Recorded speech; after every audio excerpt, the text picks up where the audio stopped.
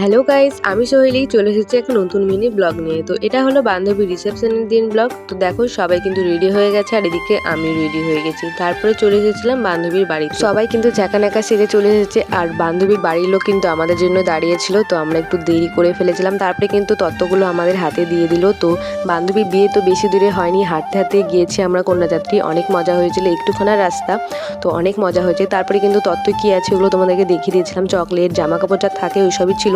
তারপরে কিন্তু হাঁটতে হাঁটতে আমরা চলে গেছিলাম বান্ধবীর বাড়িতে।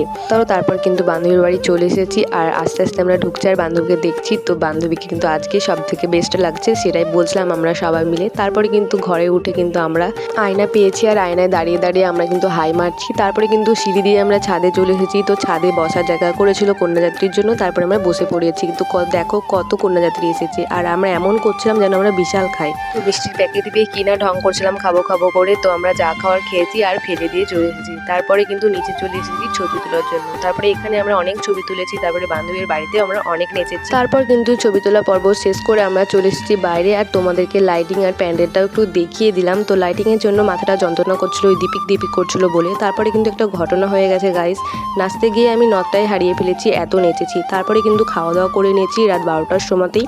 তো আজকেও আমি খাওয়ার ভিডিও করতে ভুলে গেছি। তারপর খাওয়ার পর বান্ধবীর সঙ্গে একটু দেখা করে এলাম। তারপরে কিন্তু চলে এসেছিলাম বাড়ি। তো এটাই ছিল বান্ধবীর রিসেপশনের ব্লগ। তো দেখা হবে নেক্সট কোনো মিনি ব্লগে। আজকের মতো টাটা।